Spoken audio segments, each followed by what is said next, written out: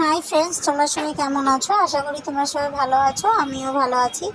দেখো, আজকে সকালে তোমাদের দাদা ভাইয়ের সঙ্গে একটু ঝগড়া লেগে গেছিলো। তা তোমাদের দাদা ভাই আজকে আমার রাগ ভাঙানোর জন্য আজকে একটা ধোসা নিয়ে এসেছে। সন্ধ্যেবেলা অফিস থেকে ফেরার পথে একটা ধোসা নিয়ে এসেছে।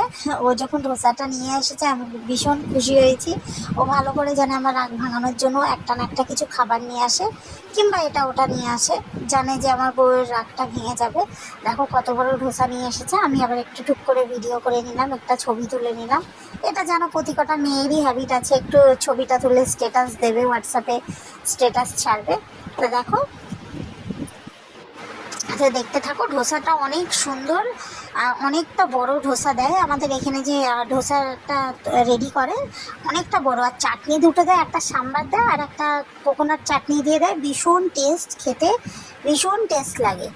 আর জানো তো আমার সাউথ ইন্ডিয়ান ফুড ভীষণ ফেভারেট। আমার ধোসা আর ইডলি ভীষণ ফেভারেট। যেহেতু আমার মা আমাকে বাড়িতে করে করে খাওয়াতো, আমি নিজে করতে পারি না, যথারীতি তোমাদের দাদাভাই আমাকে কিনে কিনে খাওয়ায়। দেখো, তোমাদের কার কার হাজব্যান্ড আছে এরকম, বউর যদি কোনো সময় রাগ হয়, কার কার হাজব্যান্ড এরকম বউকে বাইরেতে খাবার নিয়ে এসে মানে, আমাকে কমেন্টে অবশ্যই তোমরা জানাবে। তাহলে ভিডিওটা স্কিপ না করে কন্টিনিউ ভিডিওটা দেখতে থাকো।